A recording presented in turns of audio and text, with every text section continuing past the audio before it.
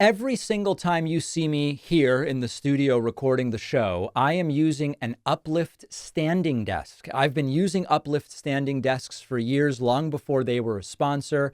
A standing desk gets my creative juices flowing. It's better for your health. And Uplift desk is the best in the business. Sturdier than other brands I've tried. Thousands of ways to customize the desk, choose the shape, material, accessories, and more. Go to upliftdesk.com/Pacman to get $300 off plus 4 free desk accessories. The link is in the description.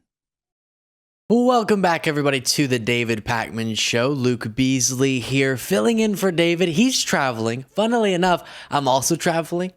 But when David calls, you take the call.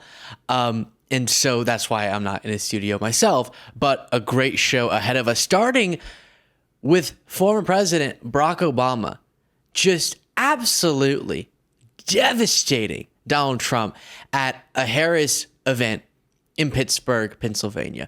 People have been wondering, I've been wondering, where has Barack Obama been? He needs to, every day until the election, be doing rallies like this one, starting with this. Or a car seat. Or diapers. I remember buying diapers.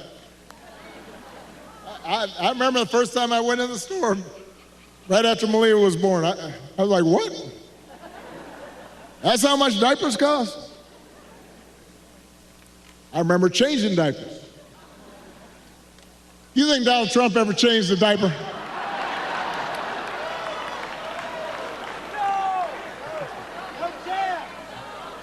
Yeah.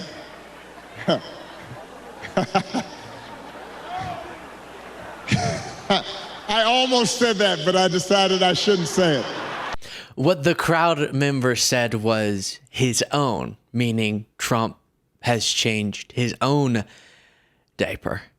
But then on to something, even though that gets to a point about how out of touch Trump is and how his interest is himself. That man in the mirror, that's the one person that he's concerned with, and not people working, changing diapers, purchasing car seats, purchasing diapers, etc. And here, Obama makes a point that if you're a viewer of my show, and I know David Pacman has made similar points, but you know I bring this up constantly, a little bit of an obsession of mine. I wish more mainstream media figures would contextualize the Trump points that he'll make about the metrics of economic performance before the pandemic, while Trump was president, with how the inheritance of Biden-Harris is so different than that of Trump's. Meaning, the economy Trump inherited was solid compared to the disaster that Biden-Harris had too. And then, don't boo. I'm going to break you of this habit. And the reason some people think, wow, I don't know, I remember that economy when he first came in being pretty good. Yeah, it was pretty good, because it was my economy.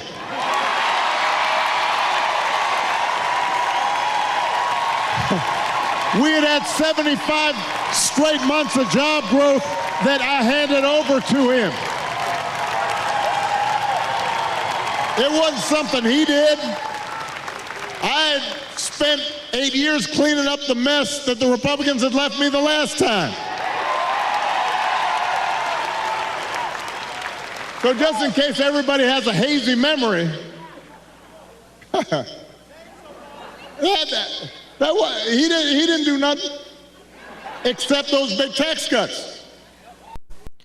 Exactly right. So often you'll hear people justify the fact that Trump is a civilly liable sexual abuser.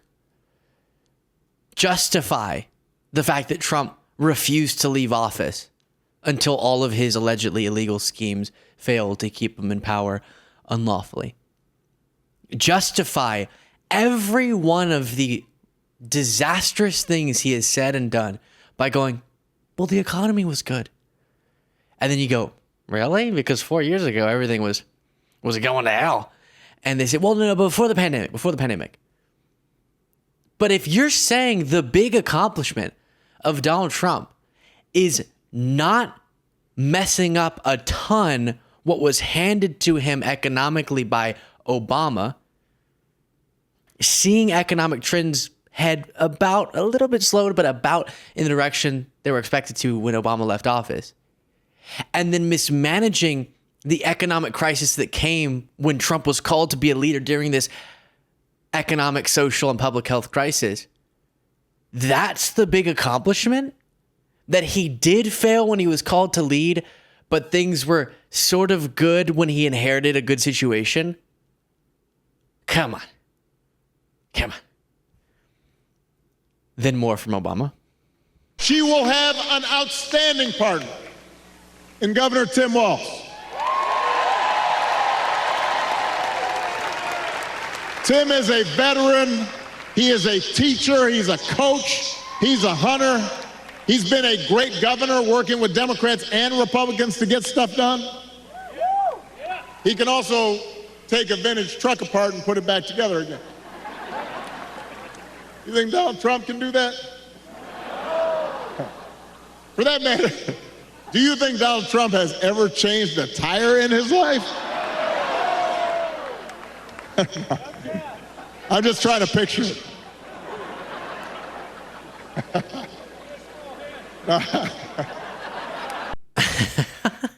Okay. I have to say, this is fantastic. But, sir, Mr. President, Barack Obama, where have you been? We need this a lot. This is the home stretch. And you just can't deny, even if you were someone who wasn't even if you're a MAGA person, I feel like you could acknowledge this is compelling stuff.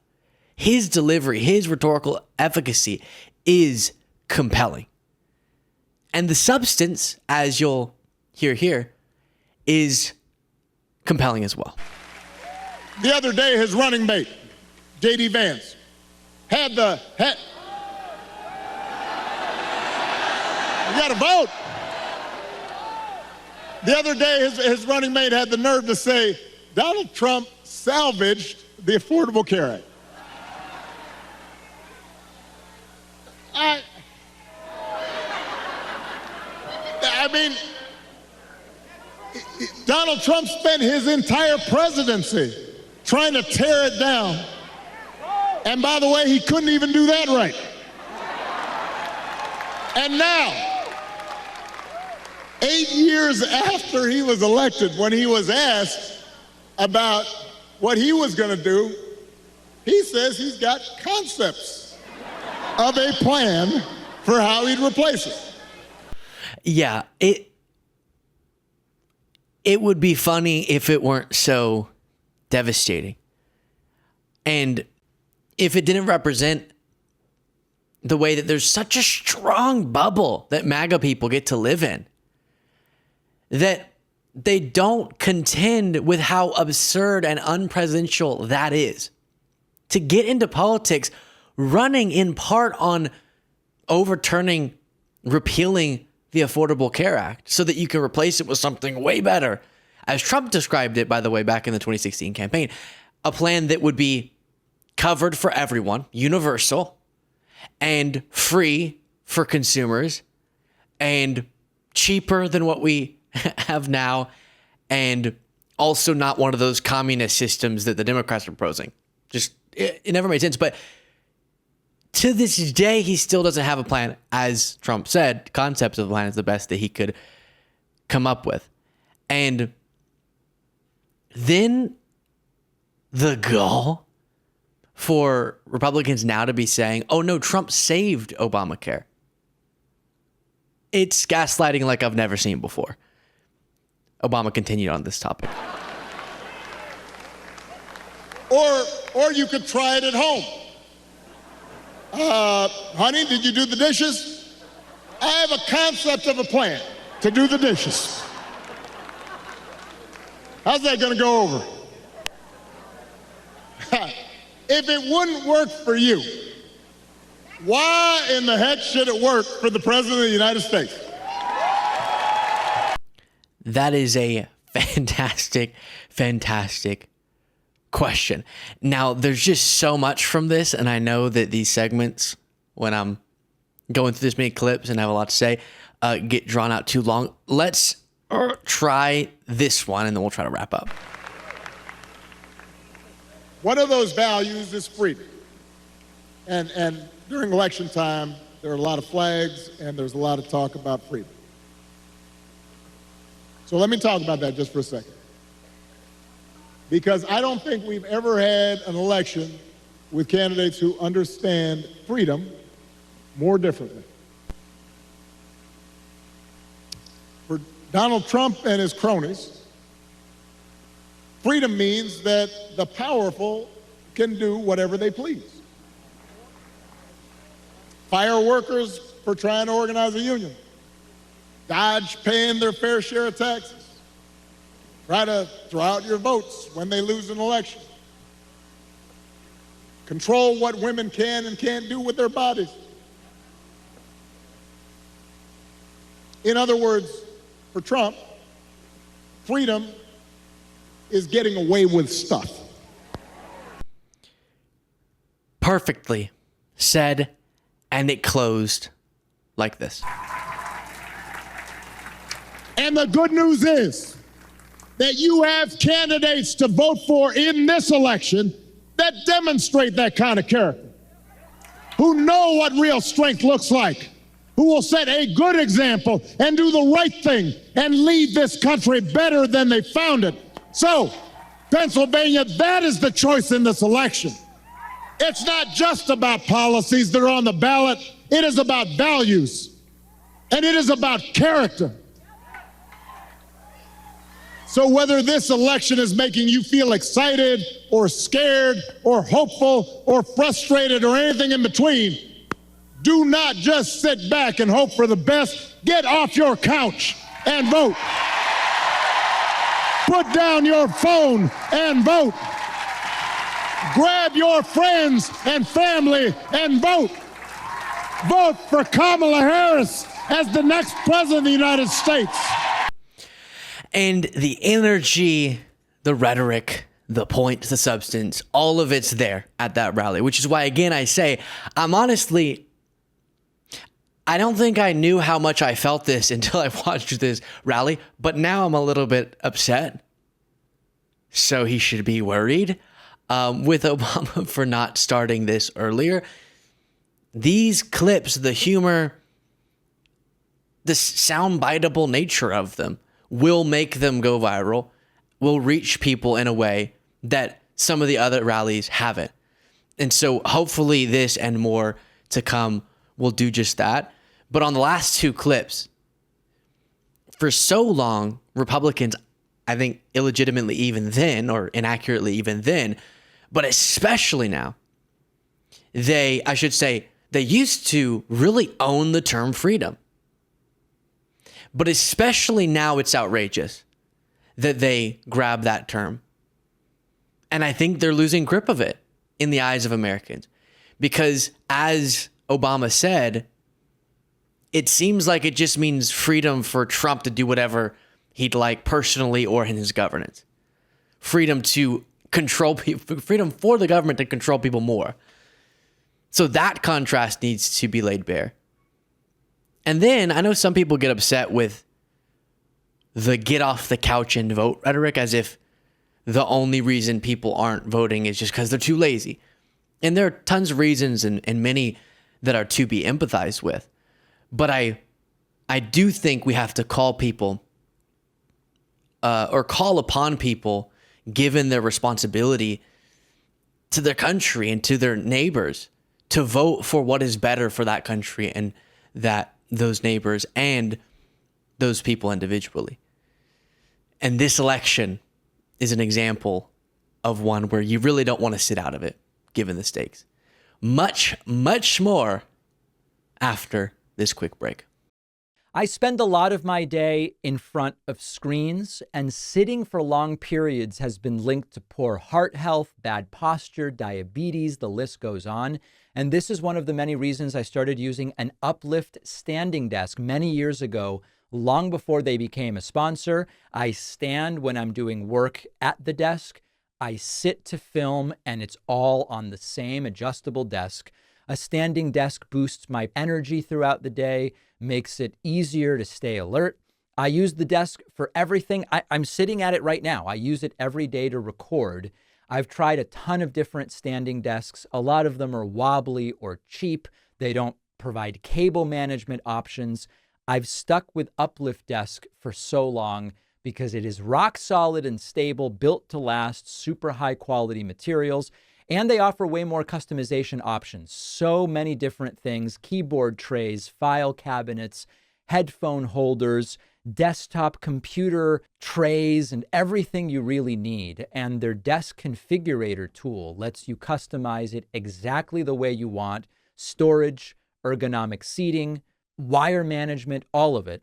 And Uplift Desk is giving my audience up to $300 off plus 4 free accessories when you go to upliftdesk.com/Pacman. The link is in the description.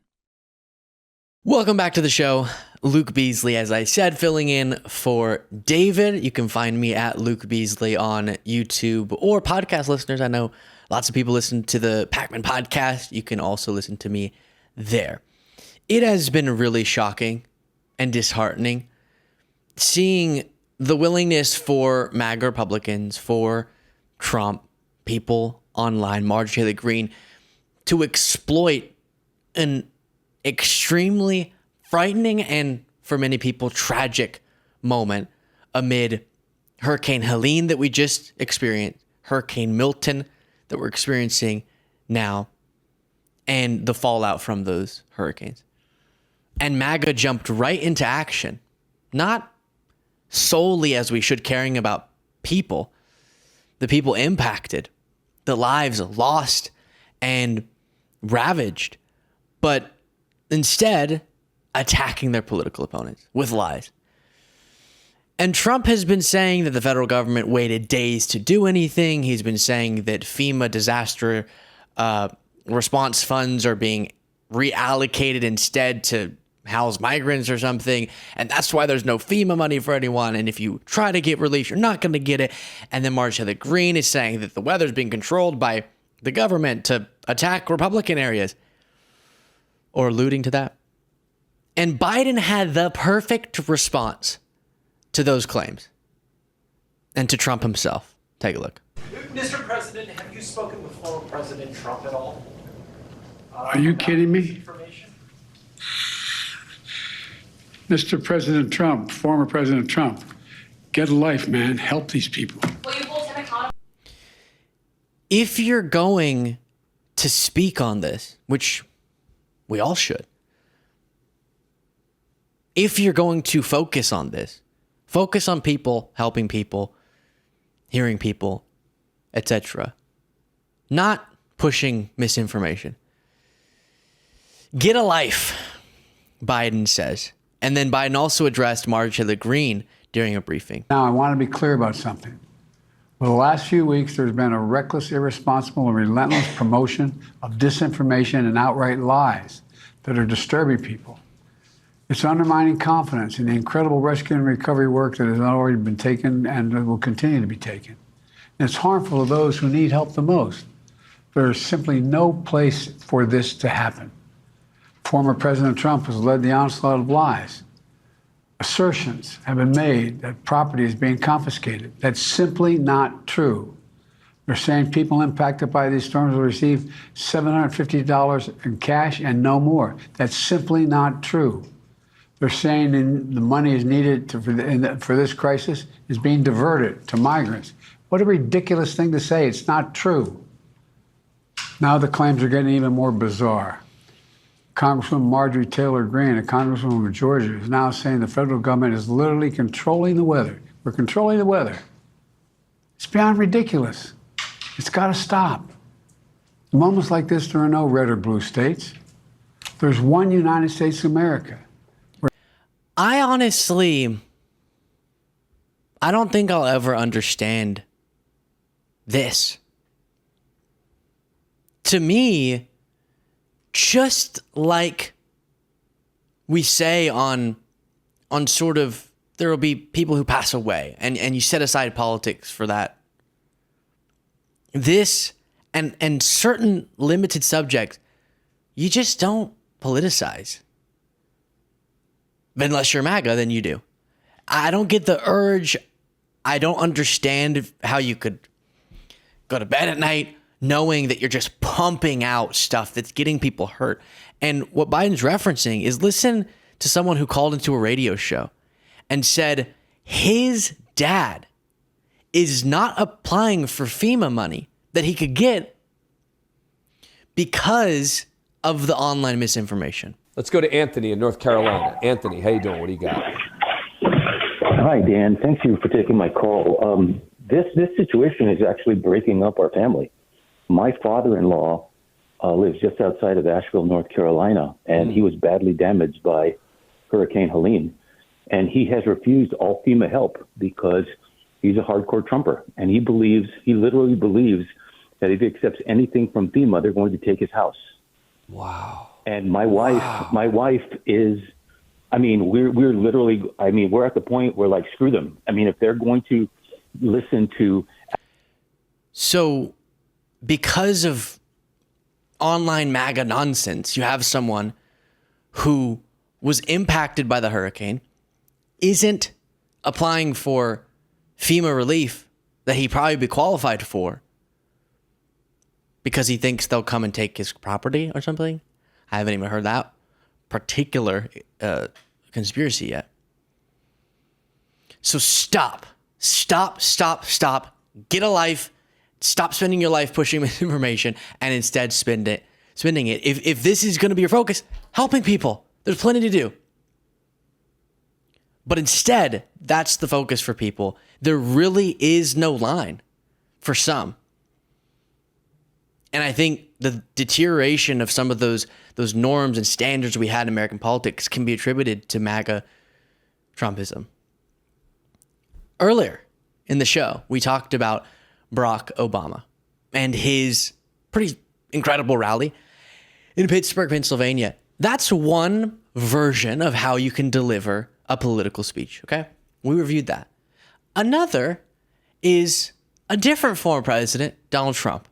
And let's see how he delivered a speech in Pennsylvania as well, starting with this.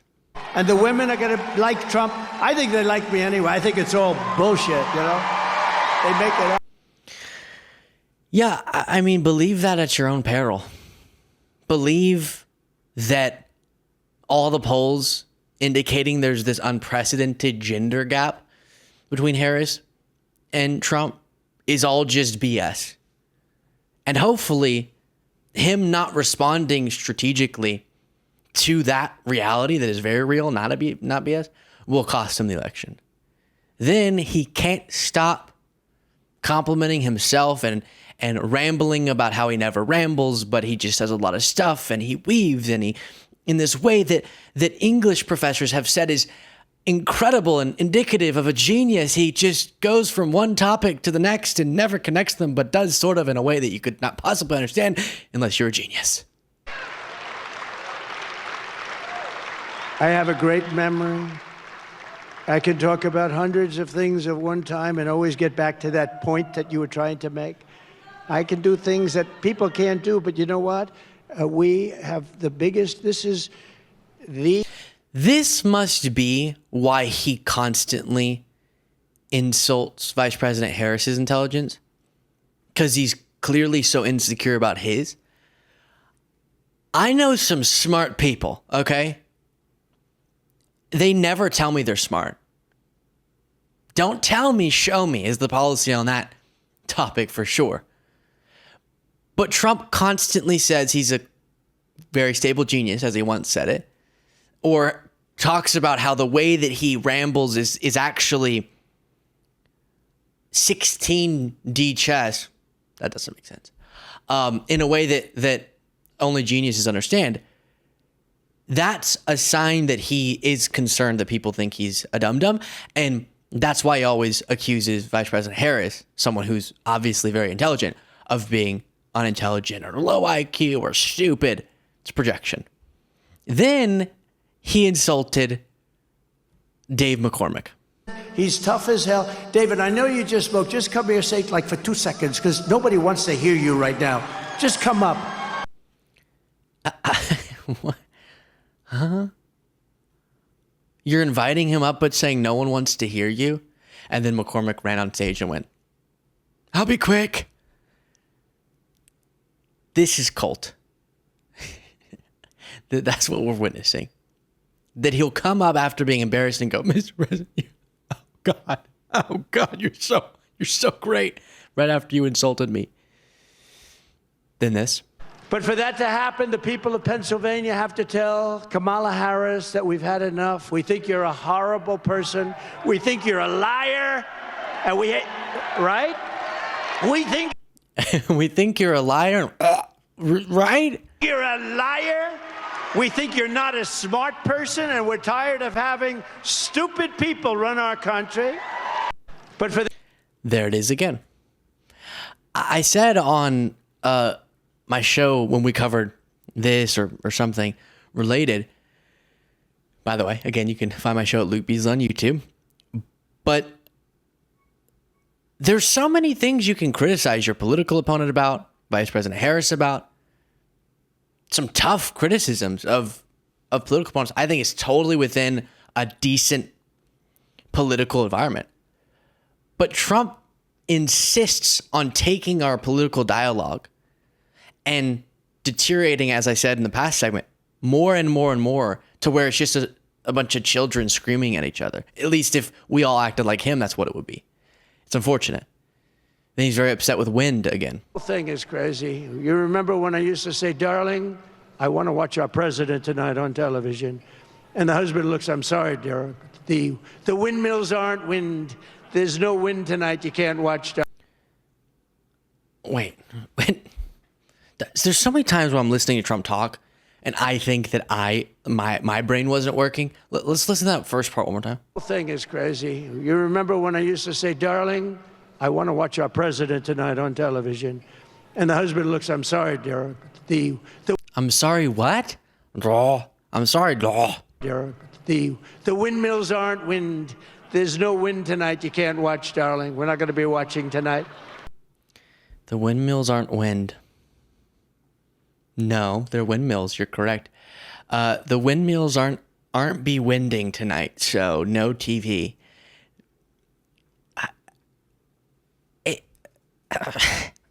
I don't want to be insulting. I just criticize him for being a child. That's not an intelligent person.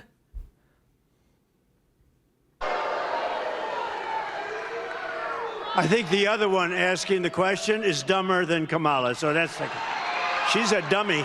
I watched her over the years. That is one dumb woman. Sorry. I'm sorry, women. She's a dummy. People say women don't like me. She's dumb. She's a dumb woman. Sorry, women. But women love me. It's BS if you ever say otherwise. He doesn't understand the contradiction there. That's the stuff. Plus overturning and revoking the rights. That hurts too. And then I'll play another. He's obsessed with insulting other people's intelligence because he thinks if in an instant, if one individual moment wind's not blowing, then the energy generated by windmills can't be accessed. So he has to call everyone else stupid to make himself feel better.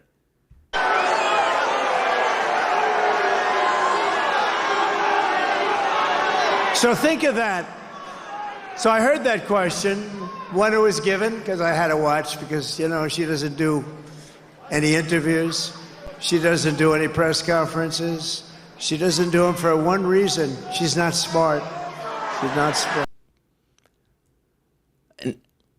No one repeats that much unless it's about them. And this is so weird. Then he says this about Whoopi Goldberg. She said, I'm making a movie. Would you be in it? I said, in what capacity? Just a walk-on. You're so great. Would you do I did a walk-on for Whoopi Goldberg. Now she says, I refuse to mention his name. You know what? Politics can do strange things to demented people. No, I've hired Whoopi to work for me as a comedian before this stuff, and a long time ago. And I went, and, I'm not particularly shy about what I hear. Her mouth was so foul, every word out of her mouth was like the F word, that this. I was with a group of people, like sort of nice people, and we had to leave. She was so filthy dirty, disgusting, half the place left. I said I'd never hire her again, but she was so dirty, every word was filthy dirty, and I left, and then I see her. Why did he say it like that? Every word is dirty, filthy, disgusting, filthy, dirty, filthy. So filthy! Oh, gosh. He attacked Howard Stern. I don't even think we need to keep getting into that. But I do think you should continue being subjected to this pattern. And because she's speaking, people are realizing she's a dumb person. And we can't have another dumb president.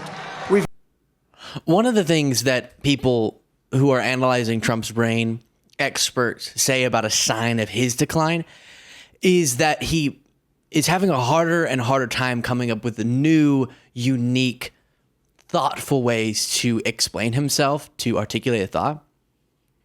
And so this is the best example of it. He can't think of better insults. So it's just, she's dumb because she's a dummy, and her friend has a nasty, foul, disgusting, dummy mouth. So they're all a bunch of dummies, so I don't care that they don't like me because they're dumb and stupid and also nasty. And it's embarrassing. It's truly embarrassing. Why people wait for hours to watch this in person, I'll never know. I will never know. I know this becomes repetitive for the full show viewers, but got to make sure it's properly being communicated. You can find me at Luke Beasley on YouTube, and podcast listeners searching that on any podcast platform. We'll be back after this. Don't forget that the best way to support the David Pakman Show is by becoming a member, which gives you access to the daily bonus show, the regular show with no commercials. You also get access to our entire archive of every episode dating back a really long time, and plenty of other awesome membership perks. Go to joinpakman.com, joinpakman.com. It's interesting to consider the categories of irritation when it comes to your MAGA movement at large, broadly Republicans who don't speak out against Trump. Because, of course, the Lauren Boeberts, the Marjorie Taylor Greens, the Matt Gaetzes, these people that are fully ride or die MAGA are really irritating. But imagine being someone who knows better. Is it worse for you to support Trump? And there are figures like Republican Congressman Dan Crenshaw that, given some of his critiques of the more extreme MAGA people, given just his whole vibe, it feels like he knows better, and he's not totally drinking the Kool-Aid like a Marjorie Taylor Greene is. But then he goes right along with it, and thus should be judged just as aggressively and should be called out just as aggressively. And that's what Tim Miller, friend of the David Pakman Show and friend of the Luke Beasley Show, did on Piers Morgan's show. So let's watch this clip and then we'll discuss. Surely, Tim, you must recoil a bit when you see the way she responds to those kind of questions. I mean, she literally says nothing. I don't. It's just blather. I don't, because this is the thing. You guys don't want to show Donald Trump's answers because they're even more word salad. It's lies and it's conspiracies and it's dangerous. And that's why we're not showing his interviews where he's lying about what's happening with Hurricane Helene right now, or the debate where Kamala mopped the floor with him. Here's the thing. Congressman Crenshaw wants your audience to think that the Republican Party right now is the same as it was in 2017, and that the Donald Trump administration will be the same as it was when he brought in a bunch of traditional Republicans to be around him in his cabinet and to work in his staff. And I'm sorry, that's just an imaginary world that the congressman wants to live in to feel comfortable. Because what the world we live in now is all of those people are, no, I'm sorry, Piers, let me finish. All of those people are gone now. And at the RNC at the box, the people around Trump are Matt Gaetz, Marjorie Taylor Greene, Tucker Carlson. Tucker had a prominent spot to speak at the convention. Congressman Crenshaw did not. This new party is a nativist party that's going to be about mass deportations and tariffs and revenge on Donald Trump's enemies. If you don't believe me, listen to what Donald Trump says. And I just want to know why Congressman Crenshaw thinks that he understands where the party is better than Trump's own Vice President, Mike Pence, who assesses this and says, no, this is not someone we can trust. Why does Congressman Crenshaw think that he knows better than Mike Pence about Donald Trump's character and what kind of policies he would put in place? Dan, do you want to respond to that? Yeah, so I'll just remind everybody that we're about to vote in November. And on your ballot, it doesn't ask you the question of whether Donald Trump is the same as Jesus Christ. That's not what the question is. The question is, do you prefer Donald Trump or do you prefer Kamala Harris? And the look on Tim Miller's face is perfect at the end. Yeah. It's so interesting. One of the points, I'm trying to remember who made, Mark Cuban. Mark Cuban makes this point a lot. One of the interesting differences between Vice President Harris's campaign and Trump's is Trump's relies so much more on his allies explaining what it is that he's saying day to day. Oh, Tim Scott, I know David covered Tim Scott on CNBC saying, no, when Trump's talking about tariffs, often Trump talks in the abstract. He's saying specific numbers, the size of tariffs that he's going to implement, but that's just an abstraction, right? It's painting you a picture that then you're supposed to have some conclusion. You're going to be inspired by the picture he painted with his specific numbers to realize that the tariff's going to be something different. And then Tim Scott goes on to try to make sound more sane the ramblings of Trump at his events. Dan Crenshaw is a big part of this. You need your perceived to be, at least, more moderate Republicans to be out there saying, oh, listen, I know that Trump's not Jesus Christ, unlike what a lot of American people pretend. And he has these flaws, but we're just talking about policy. And Trump on policy. And that allows for so many people, some that I know personally and love them, to go, no, I get it, Luke. He's terrible in this way and that way and this way. But people that I respect, like Dan Crenshaw, are willing or have convinced me that Trump's just better. He's just better because of the border or the economy, even though for those reasons, and those are whole different conversations, he's not better on those issues. And this holds together the movement that's just large enough to maybe be able to win. Because if it were just Trump's hardcore ride or die folks, you wouldn't be able to have an electoral shot on the national level. And they do rely on these moderates. It feels weird to say that because if you're supporting Trump, it's hard to call you that. But they rely on people like Dan Crenshaw to make the case. And so Tim Miller saying, don't redefine what Trump stands for to then advocate for him. Either stand with what Trump actually stands for, which is disastrous. You justify the fact that he tried to unlawfully stay in power last time he was president. Torching our Constitution was what he was willing to do in the interest of that. You justify that or you get on our side. Because in our movement, we don't have to agree on a lot of policies, but we do have to agree on the fundamental, foundational, constitutional principles that MAGA has abandoned. So you're either over there or you're standing with all that stuff from Trump. It's different than I disagree with Kamala on this position, or in times gone by, I disagree with the Republican on this issue, but I think they're the better option. Because the foundational things have to come first, and Dan Crenshaw is seemingly willing to look past, or he has the wrong stance on the foundational stuff, those fundamental things like a basic respect for our democracy. And so I love that Tim Miller flipped it around and went, no, you're not. I don't care if some moment Harris was kind of vague. I'd like her not to be. But then the moment right after that clip, probably, as we've seen so often, she gets much more specific. I'd like to know why you think that's more consequential than all that Trump stands for. And I'd like to know why you criticize that and not, as Tim Miller put it, Trump being far, far worse, not even comparable with the word salads he delivers.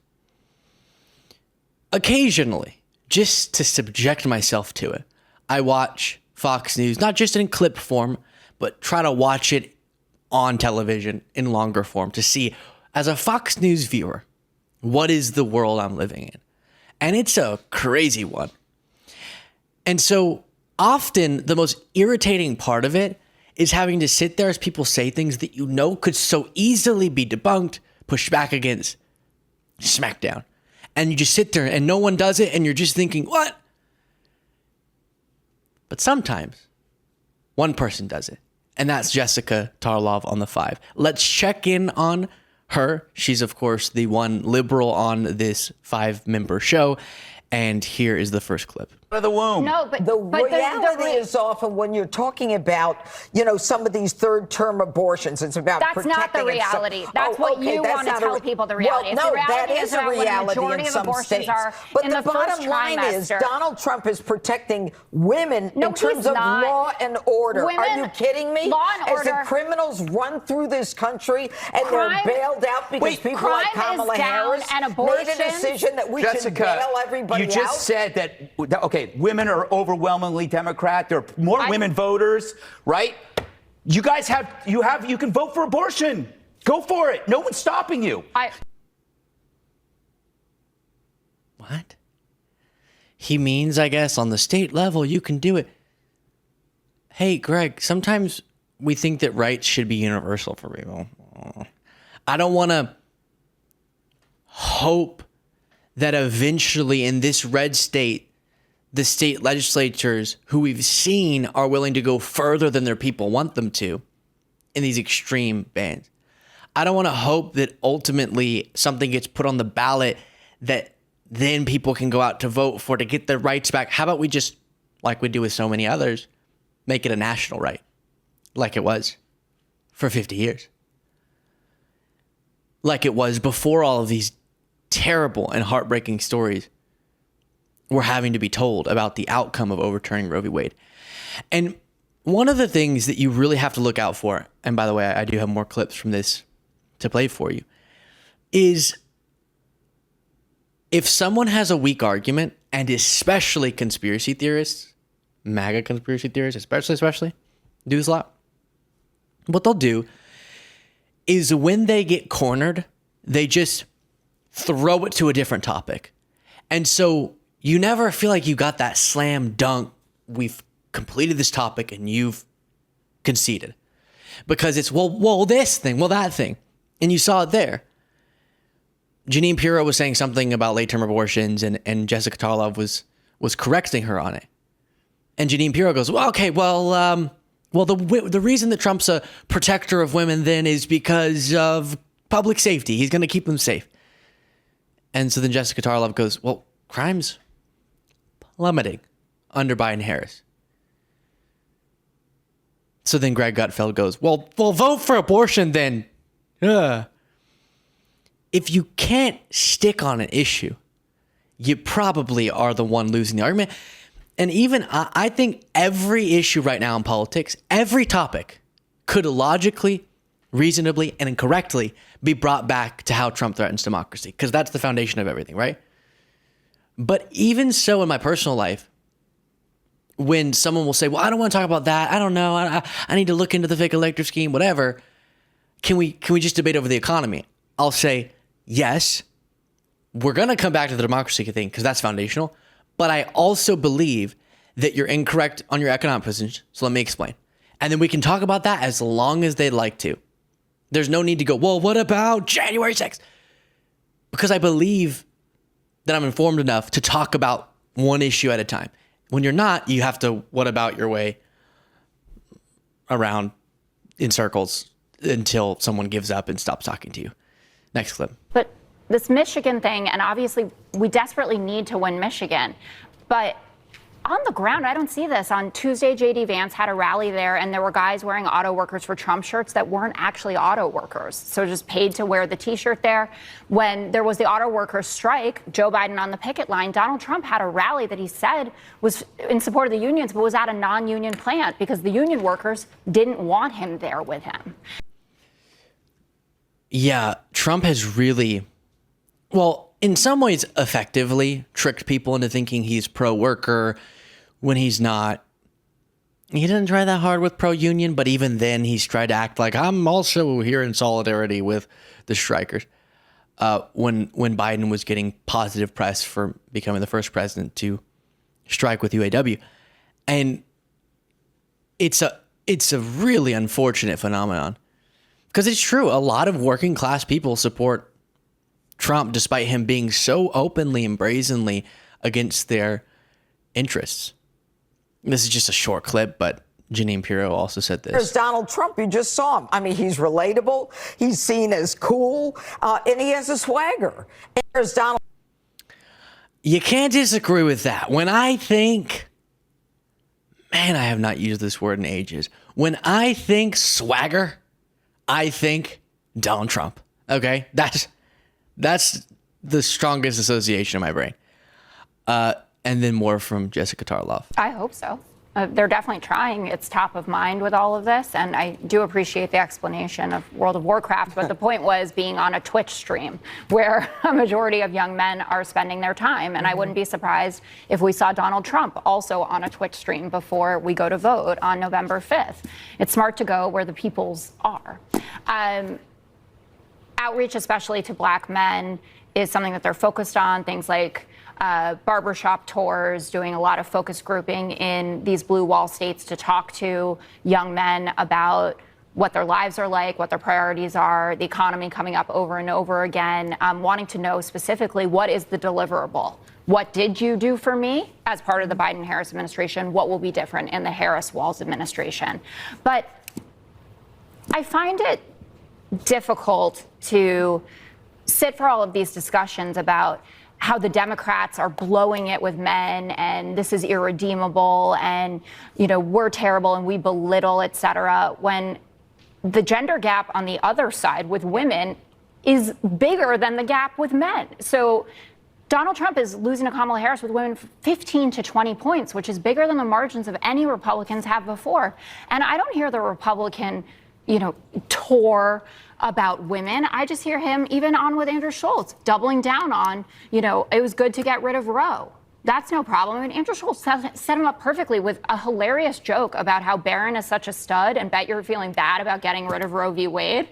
Mm-hmm. And Trump can't even nail it because it's so ludicrous that he's a, quote, protector of women. That's the outreach to these women who are saying the Republican Party has abandoned us. They do not care about our needs. They do not understand our health. They do not understand our health care issues. They don't understand family planning. They don't even know how it works. You don't even have a. And that's where Greg Gutfeld jumps in, but his response will make me rant for 10 minutes. So I'm not going to do that today for you. But it is just separate from the morality of it, strategically, very, very wacky to be getting feedback over and over and over that says people, or I should say specifically women, are abandoning you, Trump. They're abandoning you. And for your reaction to go, okay, I'm not going to change my policy stances. I'm not going to try to hear why that might be, but I'm your protector. So come back.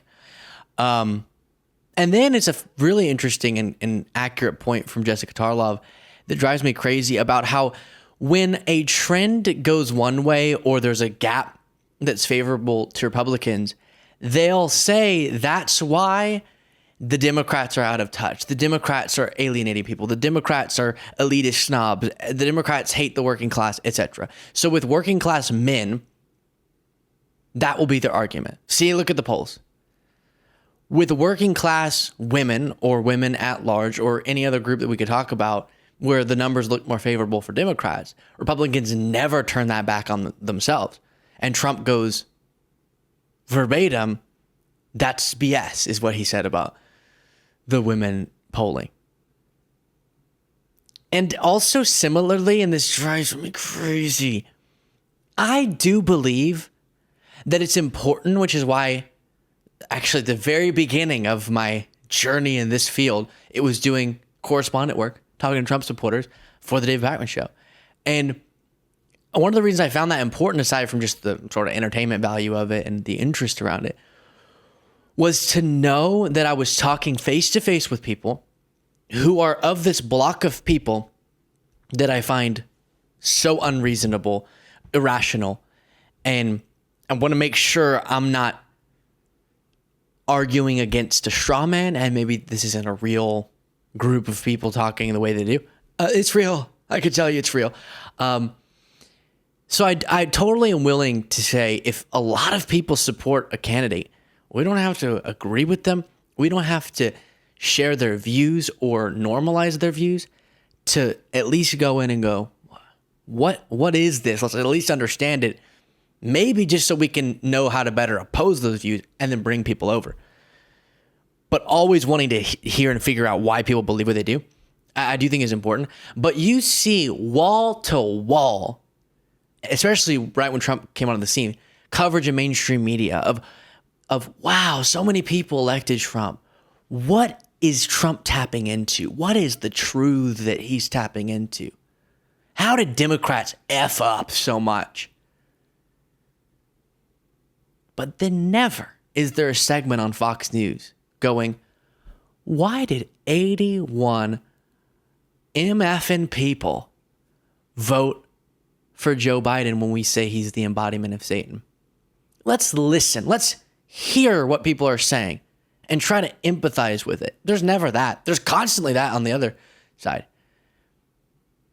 Those double standards drive me crazy. Crazy. Back after this. If you value what we do at the David Pakman Show, remember to support us on Patreon.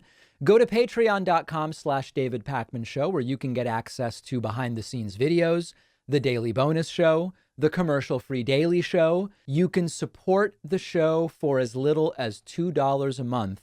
Check it out at patreon.com/David Pakman Show. We are back. Before jumping into a truly wild Trump event in Detroit, I will request one more time for you to go over and subscribe to me at Luke Beasley on YouTube if you're enjoying today's show, and then podcast listeners by searching on any podcast platform, Luke Beasley. We have quite the time. And here, Trump spoke in Detroit.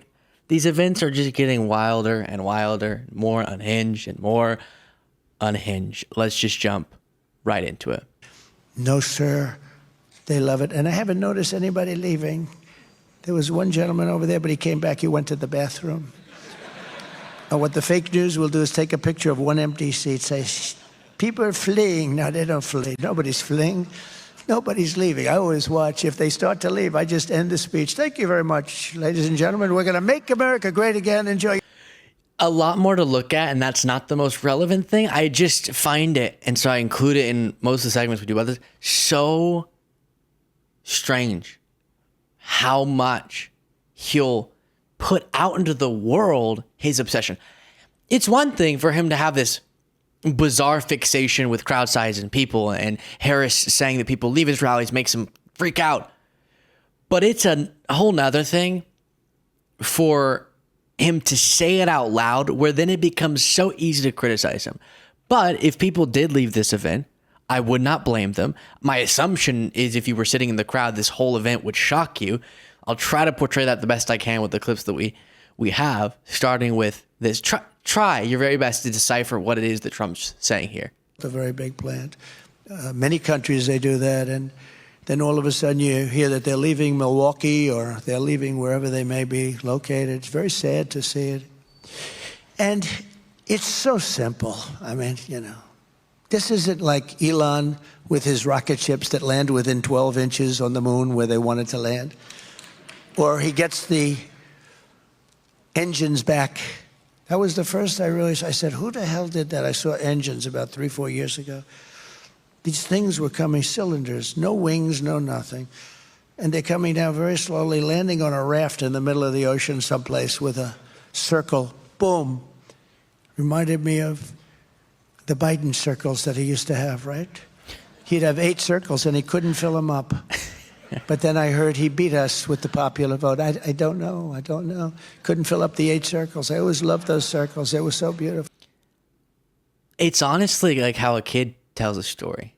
And you're trying to follow. Okay, so the car, did you spilled your drink, and then later you went to a park, and then I'm sorry, I'm trying to, the circles, because the rocket is an engine that goes down like a cylinder on a circle, like Biden's circles. And you could decipher it, what he's saying, at least there, but the free association of thoughts, as if he's just chatting with some people when he's at a political speech in the final stretch before an election, is all very, very weird. Then here, yes, he brought it up every time he's in Michigan. I swear, okay, I swear I was named Michigan Man of the Year. A big problem in our country is the fake news. We have such fake news. I mean, I've had a recent thing where, as an example, an Obama disciple named Peter Baker, he writes for the failing New York Times. He wrote a piece about me. And just one of the many things he said that was wrong, but he said that I would go around saying that I was honored here years ago as the Man of the Year or whatever. And I talked about how your car industry, this was long before, many years before I ran for president, maybe 18, 20 years ago. And he made the statement that never took place, that honor never took place. I was never honored here, which was quite insulting, actually. And I didn't remember the specifics of it. It was 18 or 20 years ago. But he said it never took place. Very much like Kamala, she said she worked at McDonald's, and she didn't. And I didn't want to get into that, so what I did is I asked my people, you got to find it. When? It was like 19 years, 17, it was a long time. But I was honored. And guess what they found that I was? So the story gets better, because I'll explain what he's about to show. But the obsessions, it's so weird. The point I made when we covered this before on my show was Harris was right. At these events, it's all about him, talking about himself, his own grievances, not about the audience. Right here. Nice looking young guy. No, it was a long time ago, so this was in... We looked at that photo in the segment when we did before. That photo was from a CNN town hall not a long time ago. Let's see, this was an update of the article that they originally printed. It says, Oakland County GOP to honor Donald Trump, former president, to speak at upcoming Lincoln Day fundraising dinner. And it says down here, the county party gave Trump the Man of the Year award at the dinner, too. And he was honored as Man of the Year. So here's your article right here. Oakland Press, Oakland County GOP to honor Trump. Okay, so I will say, now that in preparation for segments, of course, I watched the clips. And then I watch them while we're doing them. And normally that's it. But because I'm doing it on this show as well, that's now the third time I've watched that. And it never gets more sane, these clips, I have to tell you. I showed like the articles and stuff before, but just to really quickly summarize for viewers who watch both shows so you don't have to hear it all again. Essentially, the current chair of the Oakland County Republican Party in 2023 held a Lincoln Day dinner for Trump to honor him as the Michigan Man of the Decade after years of him telling that Man of the Year lie, clearly to make him feel better about it. So a Republican Party in Michigan went, we'll honor you now in 2023 when you said it was 20 years ago you got this. Then that person was asked, was Trump honored by the Oakland County Republican Party before? And the person went, yeah, in 2013 at this dinner. And Trump had previously referenced that dinner. Well, then we go to the person who chaired that dinner, and he says, never happened. The dinner happened. We didn't honor him as the Michigan Man of the Year. So the current chair of think about how sad this is. How much is done to protect Trump's ego. The current chair of the Oakland County Republican Party lied. That in 2013, Trump got an award, which, by the way, 2013 wouldn't be 20 years ago, but okay. So that he could then be honored as the man of the decade in 2023 so that they could say that he wasn't lying. But the person who organized that dinner said that's not what happened at all in 2013. The one that they say was the one that Trump has been referencing, even though he's been saying dates that wouldn't have lined up with that. It's all crazy. But the things they do, they built an entire media ecosystem around the big lie to protect Trump's ego, meaning around the election lies. They created videos that look suspicious to make Trump feel better about the fact that he lost to Joe Biden. This is MAGA's big boy. This is the person they want to be the most powerful person in the world. A guy who has an entire series of the most destructive conspiracy theories in the history of this country created just because he's such a sensitive snowflake.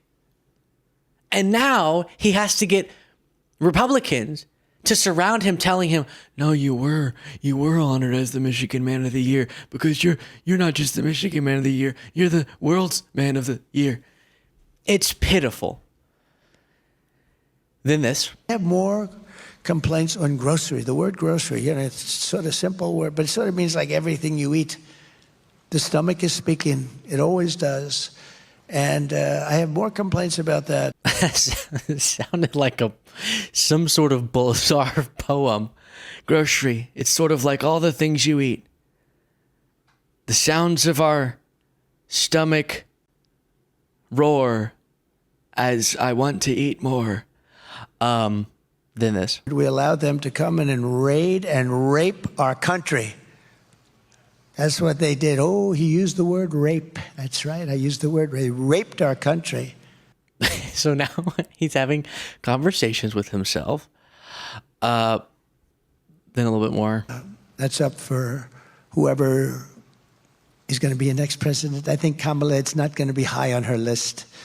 I don't think anything that we're talking about today is high on her list. The whole country is going to be like, you want to know the truth? It'll be like Detroit. Our whole country will end up being like Detroit if she's your president.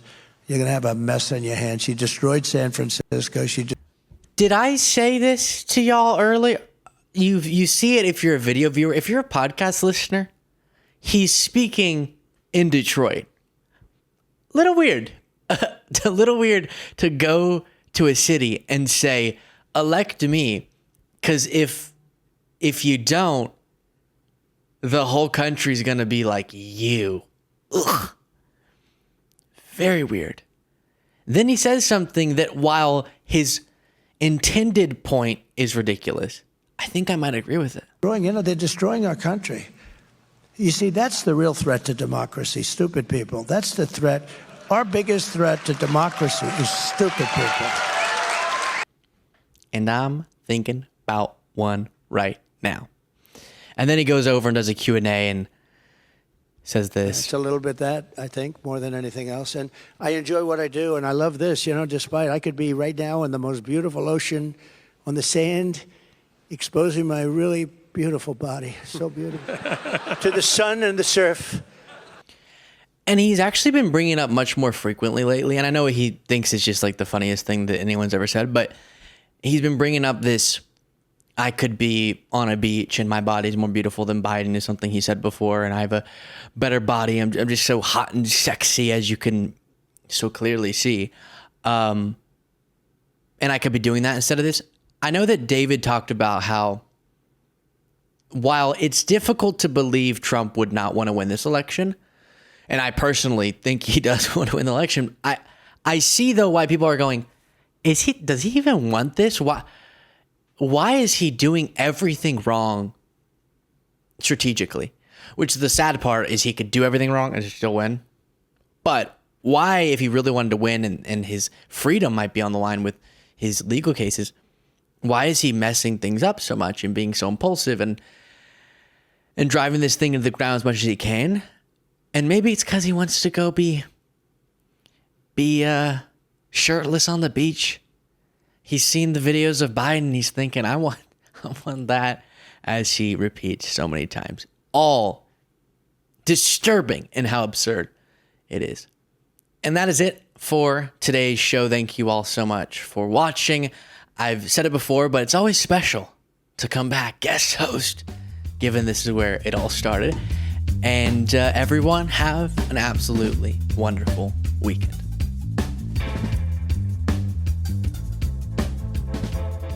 Thanks a lot for watching today's show. I just want to take a second to tell you about today's sponsors. Every single time you see me here in the studio recording the show, I am using an Uplift standing desk. I've been using Uplift standing desks for years, long before they were a sponsor. A standing desk gets my creative juices flowing. It's better for your health. And Uplift Desk is the best in the business. Sturdier than other brands I've tried. Thousands of ways to customize the desk, choose the shape, material, accessories, and more. Go to upliftdesk.com/Pacman to get $300 off plus 4 free desk accessories. The link is in the description.